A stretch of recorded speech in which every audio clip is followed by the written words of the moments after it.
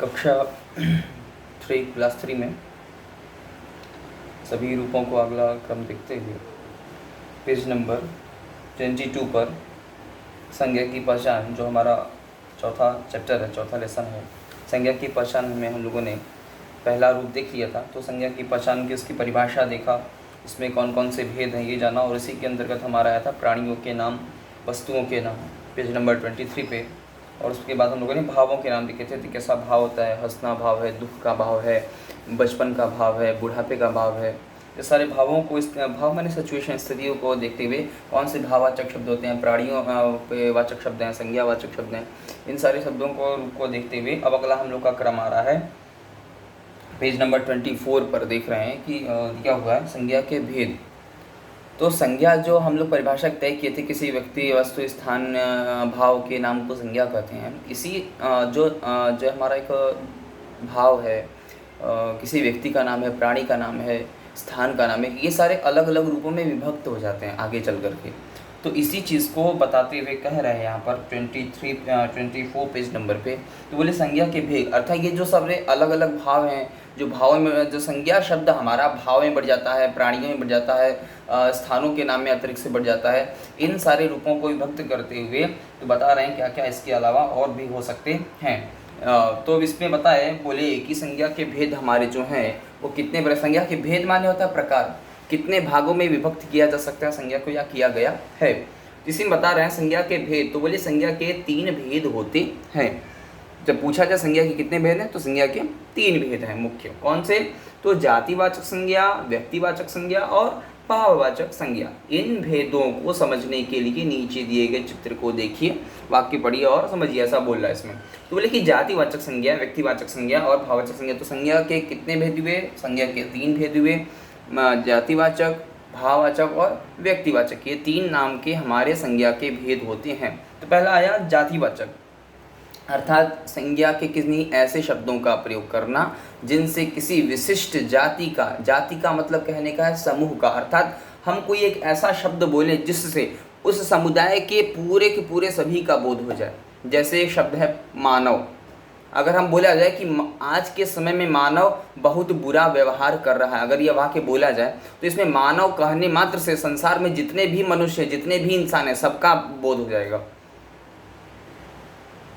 अगर यह कहा जाए कि डॉग या कुत्ते वफादार होते हैं, तो केवल एक कुत्ते को नहीं कहा जाए कि वह वफादार है, वह बहुत अच्छा है कुत्ता है, वह बहुत वफादार है, बल्कि ये बोध होगा कि जब हम कुत्ते ऐसा कहे कि कुत्ते वफादार होते हैं, तो जितने समूह में जितने भी कुत्ते हैं, जितने भी डॉग्स होते हैं, जितने भी प्रकार के कुत्ते डॉग्स होते हैं, वे सभी वफादार हैं। तो समूह का हो जाए, ऐसा बोध होता है। जैसे कहा जाए कि बुढ़ापे में बहुत कष्ट होता है, तो बुढ़ापा शब्द कह देने मात्र से हो जाएगा कि बुढ़ापे में जितने भी लोग आएंगे तो उनमें बहुत कष्ट होता है। तो इस प्रकार से कोई ऐसे शब्द संज्ञा के जिनको बोलने से क्या कहते हैं, जाति माने समूह के बारे में कोई एक बात लागू हो जाती है, किसी एक व्यक्ति को बल्कि ना कहा जाए, उस शब्द को कहने से पूरे के पूरे जाति पर, पूरे समूह पर, ठीक है, वह बात लागू हो जाती हो। जैसे महिला बलवान होती हैं, तो अगर महिला शब्द कहा जाए तो क्या कोई एक महिला या कोई एक स्त्री केवल नहीं बलवती होगी, वह बल्कि सारी महिलाएं स्ट्रांग होंगी, बल्कि सभी महिलाओं के बारे में ऐसा कहा जा रहा होगा। बच्चे नादान होते हैं, अगर ये कहा जाए कि बच्चे नादान होते हैं, तो इस बात को कहने से ये नहीं पता चलेगा कि कोई एक छोटा सा शिशु नादान है, वह नासमझ है, उसे चीज़ों के बारे में जानकारी नहीं, बल्कि ये होगा कि जितने भी बच्चे होते हैं, जितने भी छोटे बच्चे होते हैं, जो अबोध बालक, जो शिशु होते हैं, वो सभी नादान होते हैं। तो कुछ ऐसे संज्ञा के शब्द जिनको बोलने से एक ऐसा शब्द संज्ञा जिसको बोलने से पूरे समूह पर, पूरे जाति पर वह नियम, वह बात, वह चीज़ें लागू होती हो, तो वह कहलाएगा जातिवाचक। अगला आया व्यक्तिवाचक। जब कह दिया जाए कि राम बहुत अच्छा व्यक्ति नहीं है, तो व्यक्तिवाचक हो गया। हम किसी पूरे राम नाम के जितने भी संसार में लड़के होंगे सबको नहीं कहा जा रहा है, किसी एक राम को कहा जा रहा है, किसी एक निश्चित। तो व्यक्तिवाचक में क्या होता है ना कि व्यष्टि आ जाता है, यानी कि किसी एक व्यक्ति, किसी एक स्थान, किसी एक वस्तु को निर्देश करके कहा जाता है। अगर कहें कि यह ब्लैक बोर्ड गंदा है, तो केवल यही ब्लैक बोर्ड गंदा होगा, बाकी अन्य जितने भी संसार में ब्लैक बोर्ड्स हैं वो सारे श्यामपट्टा हैं, वे सभी गंदे नहीं कहलाएंगे। तो अतः गंदे के बारे में जो बात की जा रही है इसको साफ करने की आवश्यकता है, तो केवल इसी ब्लैक बोर्ड के बारे में बात हो रही है। तो ये हुआ व्यक्तिवाचक। कहा जाए कि श्यामा बहुत सुंदर नहीं है, तो केवल श्यामा नाम की जो हमारे सामने लड़की दिख रही है, हम जिस एक प्रॉपर व्यक्ति के बारे में बात करेंगे उसी को कहा जा रहा है कि वह अच्छी नहीं है, वह सुंदर नहीं है। और बाकी जो श्यामा नाम की संसार में कहीं ना कहीं लड़कियां होंगी, स्त्रियां होंगी, वो सारे सुंदर होंगे, वो अच्छे होंगे। तो व्यक्तिवाचक संज्ञा कहने से मतलब है कि व्यक्तिवाचक से यह पता चलेगा किसी एक व्यक्ति या एक वस्तु या एक स्थान के बारे में निश्चित रूप से केवल उसी को कहा जाना, ये हुई बात। भाववाचक संज्ञा। अब आया भाववाचक तीसरे नंबर पे। तो भाववाचक में आप लोग इसको पढ़ ही चुके हैं कि बचपन हुआ, बुढ़ापा हुआ, जवानी हुई, हंसने का भाव है, रोने का भाव है, सुख है, दुख है, कष्ट है, पीड़ा है, ये सारे भाव उत्पन्न होते हैं मन में। तो ये सारे भाव को बताने वाले शब्द हैं, जिसमें घबराहट हो रहा है, डर के मारे घबराहट होता है, मिठास कोई मीठी चीज़ खाए।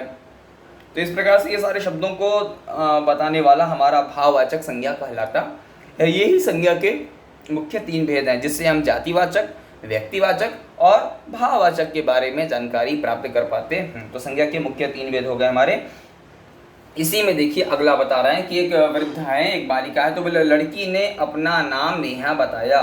तो किसने बताया? लड़की ने। तो यहाँ पर लड़की शब्द कहा जाए तो लड़की शब्द कहने से जितनी भी लड़कियां हैं संसार में, जितनी भी गर्ल्स हैं इस संसार में, आप भी, तो वो भी क्या होगा, वो सारे लड़की शब्द के अंतर्गत ही आ जाएंगे।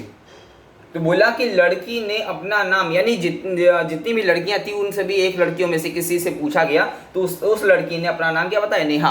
तो देखिए लड़की शब्द से हमारे पूरे समूह के बारे में पता चला। लड़की जाति माने संसार में जितनी भी लड़कियां हैं सबको जाना जाएगा, लेकिन उसी लड़कियों में से कोई एक है जिसका नाम है नेहा। तो नेहा शब्द क्या हो गया? व्यक्तिवाचक हो गया।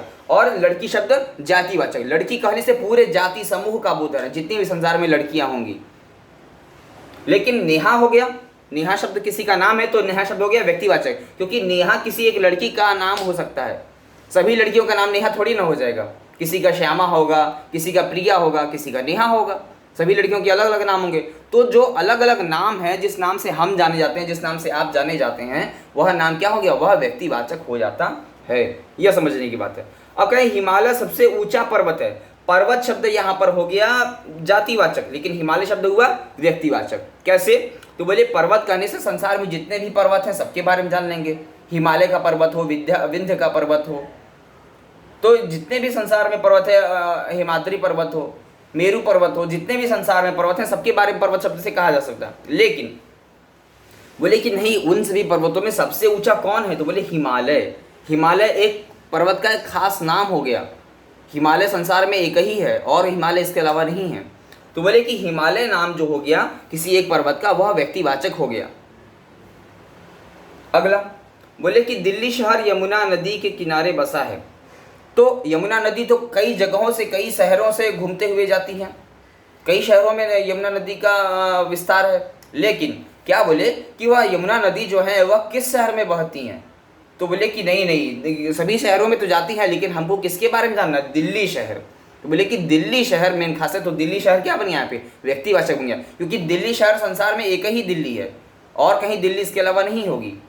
तो इस नाते एक प्रॉपर स्थान का जो नाम हो गया दिल्ली, वह बन गया व्यक्तिवाचक। और शहर शब्द कहने से शहर तो कई सारे हैं। दिल्ली शहर है, मुंबई शहर है, कोलकाता शहर है, वाराणसी शहर है, पटना शहर है। तो इस सारे शहर तो हैं, लेकिन उन शहरों में से कोई एक खास है जहाँ से यमुना नदी बहती है। वो कौन सा शहर है? जिसका नाम है दिल्ली। तो दिल्ली शब्द हो गया यहाँ पर व्यक्तिवाचक और शहर शब्द हो गया जातिवाचक। शहर कहने से जितने भी शहर में संसार में शहर होंगे, सिटीज होंगे, उनके बारे में जाना जाएगा। और देखिए यमुना नदी, बहुत सारी संसार में नदियां हैं, तो नदी शब्द क्या हो गया?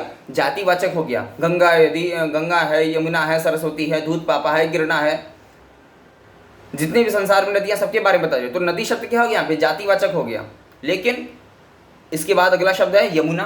तो बोले कि नहीं, उन सभी नदियों में कौन सी नदी है जो दिल्ली शहर से बहती है, दिल्ली शहर में से निकलती है, वह है यमुना नदी। तो यमुना शब्द हो गया व्यक्तिवाचक, नदी शब्द हो गया जातिवाचक। उसी तरह शहर शब्द हो गया जातिवाचक, लेकिन आपका दिल्ली शब्द हो गया व्यक्तिवाचक। अगला बोले सैनिकों ने बहादुरी दिखाई। सैनिकों ने, सैनिक कह देने से संसार में जितने भी सैनिक है सबके बारे में पता चलेगा। सैनिकों में कई कैटेगरी होती है। CISF होता है, BSF होता है, बॉर्डर सिक्योरिटी होती है, NSG होता है, कमांडो होता है, गरुड़ होता है, मरीन कमांडो होता है, बहुत सारे रूप हैं। पैरामिलिट्री होता है, तो बहुत सारे जो हमारे सैनिक हैं, जो कई प्रकार के सैनिक भागों में बटे हुए हैं, बोले कि नहीं उन सैनिकों, तो सैनिक शब्द क्या हो गया, ये सारे जो सारे भाग हैं, जितने भी सैनिक हैं, सबके बारे में बोध होगा। वो सारे सैनिक हमारे रक्षा के ही काम में आते हैं। तो सैनिक शब्द हो गया जातिवाचक, अर्थात एक सैनिक शब्द कह देने मात्र से जितने भी संसार में या हमारे भारत देश में सैनिक हैं, सबका बोध हो जाएगा, सबको वो बात कही जा रही होगी। तो बोले जितने भी हमारे सैनिक हैं, सब क्या है, बहादुरी दिखाई। तो बहादुरी शब्द क्या हो गया, भाववाचक हो गया। उनके अंदर बहादुरी का भाव है, वीरता का भाव है।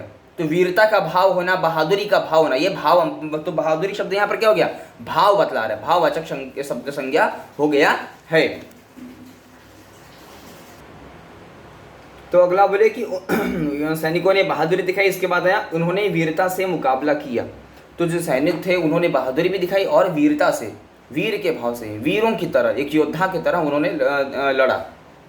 तो बोले कि वीरता शब्द यहाँ पर जो है वह वीरता दिखाता है, भाववाचक संज्ञा है, बहादुरी का भाव है, वीरता का भाव है सैनिकों में।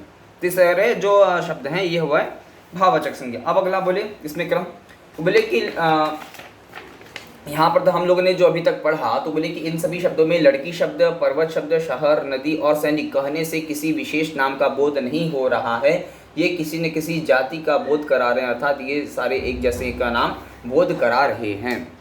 इस प्रकार से ये सारे शब्द क्या हो गए, जाति का। सैनिक कहने से पूरी सैनिक समझ तो जाति हो गया, समूह हो गया। नदी कहने से जितनी भी नदियाँ सब आ गई। शहर कहने से जितने भी शहर हैं सब आ गए समूह में, जाति में। पर्वत से सभी पर्वत, लड़की से सभी लड़कियाँ आ गई। तो इस प्रकार से ये सारे शब्द, तो इसका एक उदाहरण बताया, जो शब्द एक जैसे प्राणियों, वस्तुओं या स्थानों का बोध कराता है वह जातिवाचक संज्ञा कहलाता है। यह उसका एक सिंपल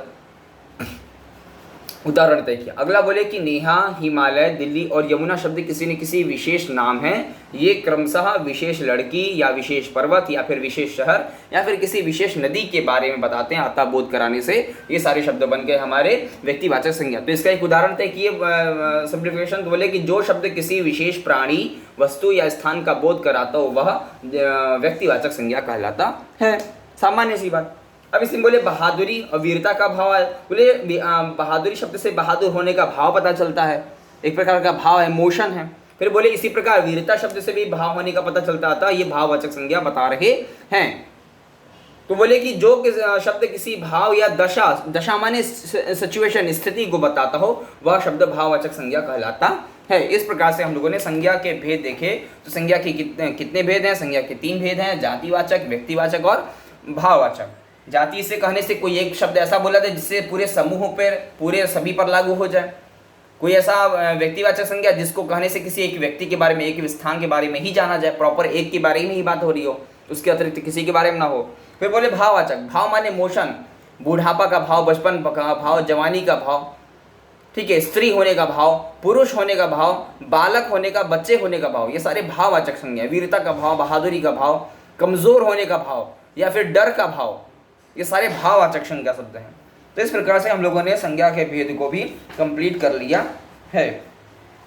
तो हमारा ये चैप्टर था संज्ञा की पहचान तथा संज्ञा के सभी रूपों को देखते हुए 3 रूप, भाववाचक संज्ञा, जातिवाचक संज्ञा और व्यक्तिवाचक संज्ञा के रूप के अंतर्गत हम लोगों ने सारी चीज़ों को देखा। व्यक्तियों के नाम, प्राणियों के नाम, वस्तुओं के नाम, स्थानों के नाम और भावों के नाम अंतर्गत तीनों हमारे चीज़ एकत्रित होकर के समाहित हो गए। इस प्रकार से संज्ञा का परिभाषा हम लोगों ने एक सामान्य रूप से तय किया।